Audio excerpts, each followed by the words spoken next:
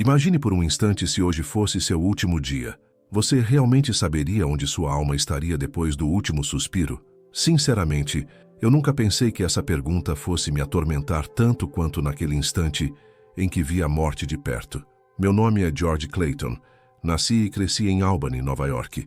Por mais de 40 anos, meu rosto era conhecido nos corredores de uma igreja evangélica tradicional. Fui líder de louvor. Participei de reuniões de oração, visitei famílias, organizei campanhas e nunca deixei de ocupar a primeira fileira nos cultos de domingo. Aos olhos de todos, eu era um exemplo. Talvez você conheça alguém assim. Talvez você se veja nessa descrição. O que ninguém sabia e o que eu mesmo nunca quis admitir é que, apesar do respeito que conquistava, havia algo profundamente errado comigo. Eu zombava dos católicos por reverenciarem imagens e criticava irmãos por pequenas falhas doutrinárias. Meu discurso era impecável, sempre defendendo o que julgava ser a verdade, mas por dentro, meu coração estava contaminado por algo que só anos depois eu conseguiria reconhecer. Orgulho disfarçado de zelo espiritual. Minha rotina era sempre a mesma.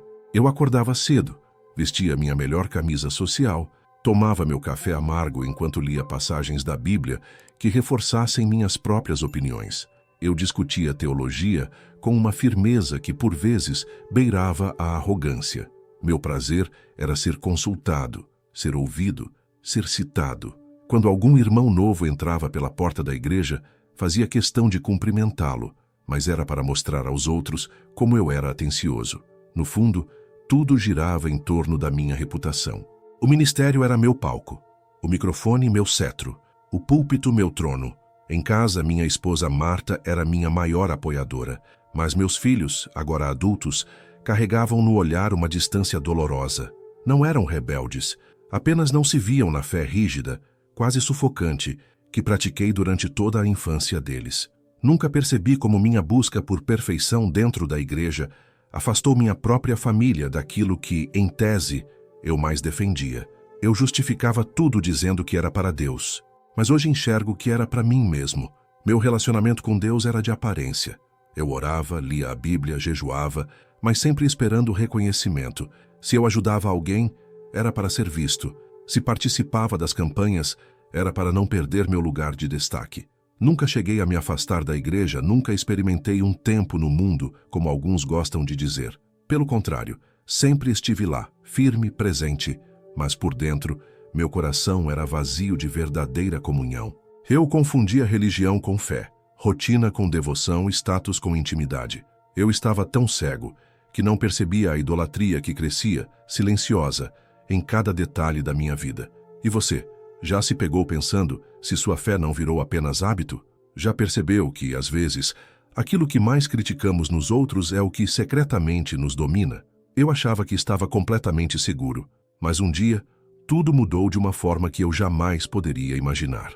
O que vivi a seguir foi tão intenso, tão real, que até hoje me custa acreditar. Mas foi nesse momento, quando tudo parecia sob controle, que a verdade sobre quem eu era de fato veio à tona.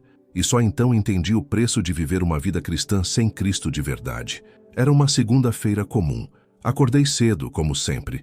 Tinha uma reunião com os pastores da liderança e depois visitaria uma irmã doente do outro lado da cidade. O dia estava cheio, como tantos outros. Coloquei minha gravata preferida, aquela que eu usava em reuniões importantes, tomei meu café e saí. Tudo parecia normal, até demais. Ao final da tarde, o cansaço bateu mais forte do que o habitual. Senti uma pressão no peito, mas ignorei. Achei que fosse só estresse, excesso de compromissos, talvez um pouco de desidratação. Afinal, eu era um homem ativo, raramente ficava doente, mas o corpo não mente. Naquela noite, enquanto estava no escritório da igreja finalizando um esboço para o próximo culto, senti algo diferente. Uma dor aguda atravessou meu peito como uma faca. Meus braços formigaram, minha visão escureceu por um instante e o ar parecia cada vez mais difícil de puxar. Tentei me levantar, mas minhas pernas falharam. Foi ali que tudo começou a desmoronar. No início, tentei manter o controle. Eu orava, ou melhor, repetia frases que costumava dizer em voz alta nos cultos. Mas não havia paz. Nenhuma. O medo tomou conta de mim de uma forma que nunca havia experimentado. E o que mais me assustava Não era a possibilidade de morrer. Era a dúvida que me esmagava por dentro. E se eu não estiver pronto? E se toda a minha vida religiosa não for suficiente diante de Deus? Meu coração parecia socar meu peito por dentro. E então, silêncio, um vazio, um desligamento. Foi como se alguém tivesse puxado a tomada do meu corpo. E ali, naquele momento em que tudo parou, algo completamente inexplicável aconteceu. Eu ainda estava consciente, mas não dentro do meu corpo. Eu podia ver, eu podia ouvir, mas não podia tocar. Eu me vi deitado no chão do escritório, imóvel. Meus olhos estavam entreabertos, mas sem vida. Um filete de sangue escorria do canto da minha boca. Eu estava morto, e ainda assim, ali, inteiro, vendo tudo com mais clareza do que nunca. A sensação era ao mesmo tempo assustadora e libertadora. Eu não sentia mais dor física, mas havia uma outra dor começando a surgir. Algo que não vinha do corpo, mas da alma. Uma angústia pesada, densa, como se uma verdade estivesse prestes a ser revelada, e eu já soubesse, lá no fundo, que não iria gostar do que veria. Nesse estado pairando acima do meu corpo, percebi algo estranho. Não havia pressa, nem socorro imediato. Era como se o tempo tivesse desacelerado. Consegui ver o relógio digital sobre a estante, marcando 7h29 da noite. O telefone tocava ao longe sem que ninguém atendesse, e mesmo ali, vendo tudo, eu me sentia completamente impotente. Gritava sem voz, pensava, mas ninguém ouvia. E foi nesse instante que uma escuridão começou a se formar ao redor. Não era como apagar as luzes, era como se a própria presença da luz estivesse sendo drenada. O ar ficou denso, a atmosfera mudou, e pela primeira vez eu senti um peso que não era físico. Era como se meus próprios erros estivessem me cercando. E o mais cruel é que eu não conseguia negá-los. Nenhuma justificativa parecia válida, nenhuma boa obra, nenhum título, nenhuma pregação. Tudo o que sobrou foi um silêncio profundo e a certeza de que algo muito sério estava prestes a acontecer. A escuridão parecia me engolir, mas havia algo estranho nela. Não era apenas ausência de luz. Era como se cada sombra carregasse um peso, como se cada centímetro daquele vazio soubesse quem eu era e esperasse algo de mim. O tempo ali não se movia como aqui. Um segundo parecia um século, e no meio daquele silêncio espesso, uma inquietação começou a crescer. Uma presença, primeiro distante, quase imperceptível, como quando você sente alguém te observando mesmo sem ver. Eu não conseguia entender o que era, mas meu espírito reagiu de uma forma que nunca havia sentido. Era temor, não medo comum. Era algo muito maior, mais profundo, mais sagrado. Foi então que a escuridão começou a ceder. Aos poucos, como uma neblina que se dissipa com o nascer do sol, uma luz começou a surgir, mas não era uma luz que feria os olhos. Era viva, intensa, como se cada partícula dela respirasse, como se tivesse vontade própria. Ela não apenas iluminava, ela me examinava. E quanto mais se aproximava, mais eu sentia que nada em mim poderia ser escondido. Nenhuma intenção, nenhuma motivação, nenhuma máscara. Meus pensamentos corriam desordenados. E se fosse o julgamento? E se eu estivesse diante do fim? Será que Deus revelaria agora o que esteve oculto por tantos anos? Meu coração, ou seja lá o que estava sentindo em mim naquele estado, batia como se fosse explodir de dentro para fora. A luz então tomou conta de tudo. Não havia mais escuridão. E do centro dela surgiu ele. Eu não precisei de explicação. Eu sabia. Cada parte do meu ser reconheceu ao mesmo tempo. Não havia dúvida, não havia lógica, não havia espaço para questionamentos. Era Jesus. Não o Jesus que eu descrevia nos púlpitos, não o que eu defendia em debates ou mencionava em reuniões. Era o Jesus vivo, real, glorificado. Seus olhos não eram como os de um homem comum. Eram rios profundos onde cabia amor e justiça, ternura e verdade. Eu não consegui sustentar o olhar. Bastou um segundo e tudo o que eu carregava de vaidade, orgulho, aparência, se desfez diante dele. Sua presença não era apenas poderosa, era absoluta. A paz que vinha dele era tão intensa que machucava, porque me expunha. Era como se a santidade que fluía de sua presença deixasse claro o quanto eu estava longe. Ele não precisou gritar, não precisou me acusar. Sua presença apenas já dizia tudo.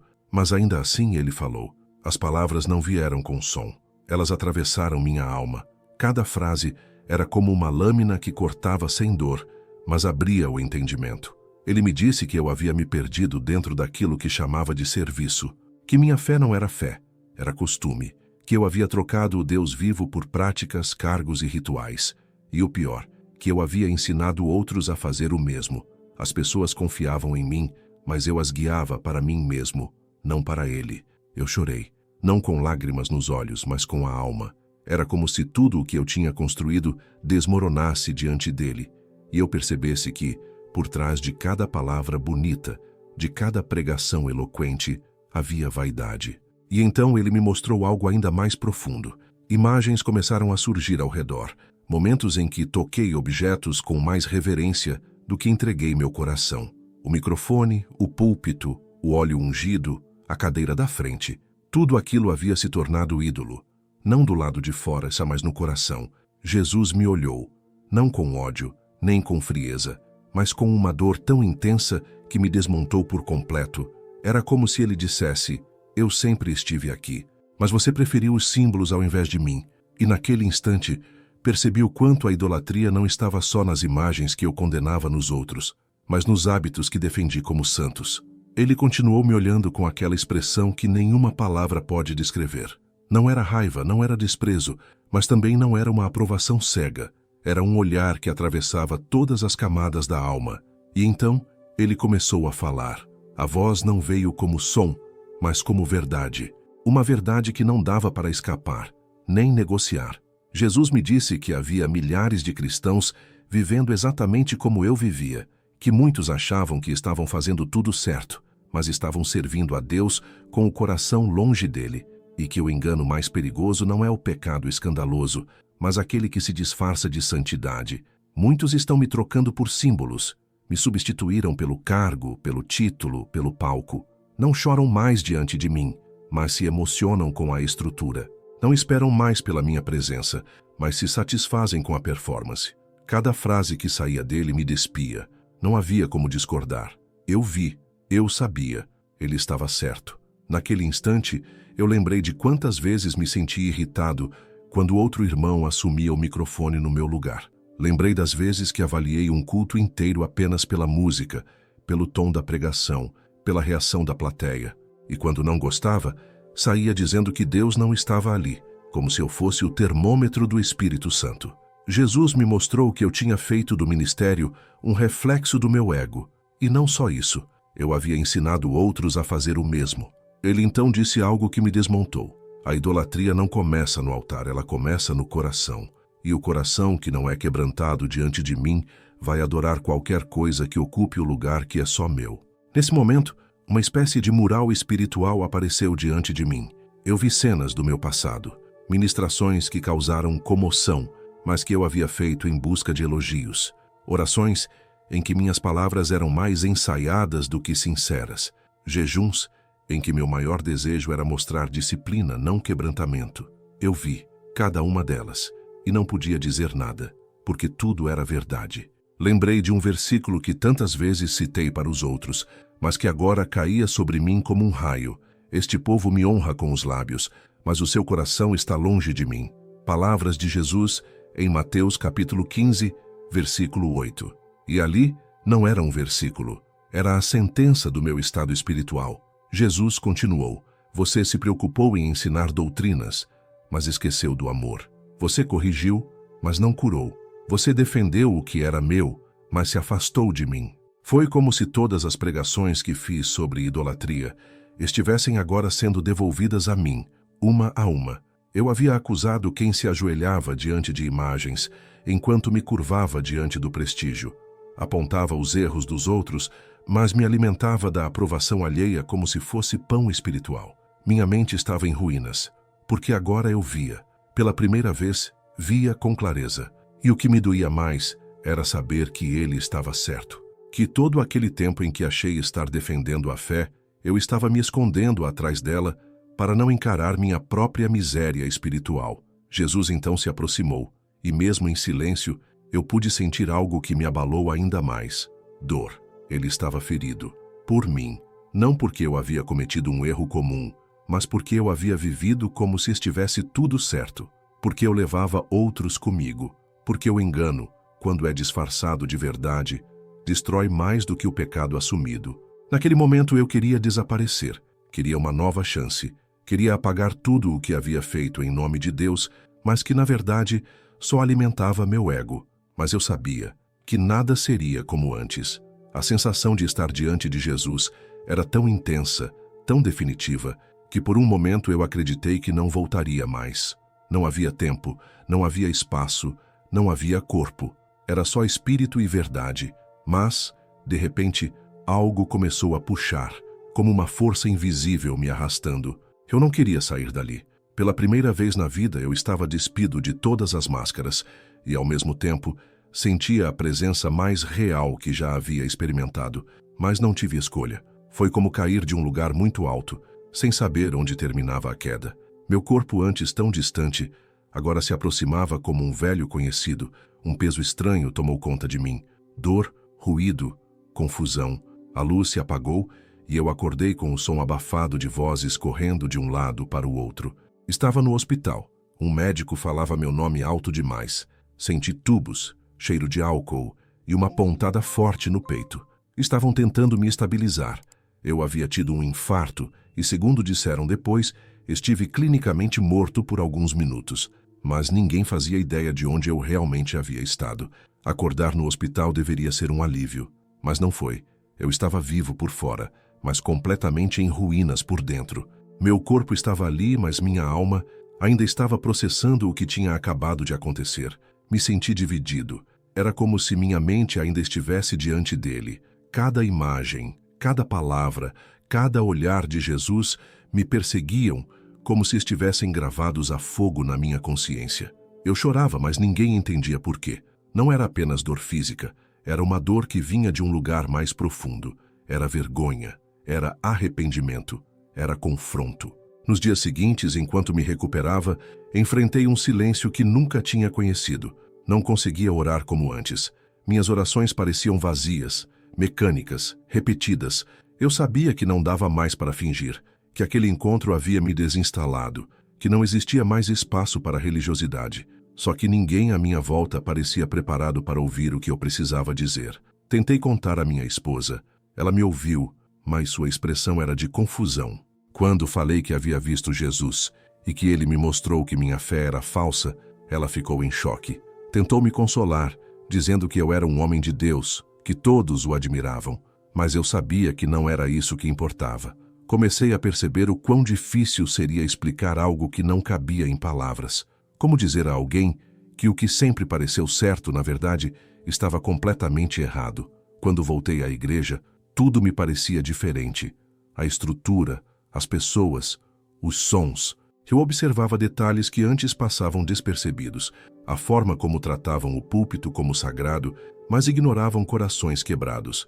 A adoração barulhenta, mas vazia. As orações decoradas, os olhares de comparação. Era como se meus olhos tivessem sido abertos para enxergar a religião por trás da fé, e isso me esmagava.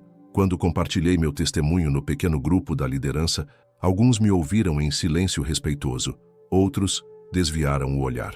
Um dos pastores chegou a dizer que talvez fosse só um delírio causado pelo trauma.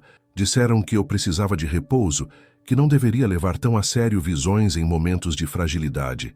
Mas eu sabia, eu estive lá, eu vi, eu ouvi. A parte mais dolorosa foi perceber que poucos queriam ouvir. Falar sobre milagres, bênçãos, curas, isso todos aceitavam. Mas quando a mensagem expõe pecados escondidos, quando tira o conforto da rotina religiosa, as pessoas se fecham. Falar da idolatria disfarçada dentro da igreja incomoda, porque não se trata de uma estátua, trata-se do coração. E ninguém quer admitir que adorou algo que não era Deus. Eu não era mais o mesmo, mas também não sabia como viver com essa nova verdade. O peso era grande, o silêncio era ainda maior, e no fundo eu sabia, aquela experiência não havia terminado. Jesus ainda tinha mais a me mostrar. Depois daquele dia, eu sabia que minha vida nunca mais poderia seguir no mesmo rumo.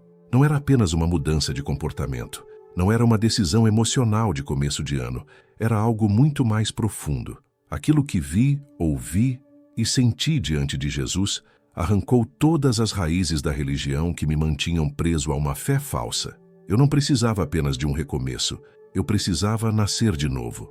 Voltei a frequentar a igreja, mas de uma forma completamente diferente. Pela primeira vez, entrei naquele lugar sem buscar o melhor lugar para sentar.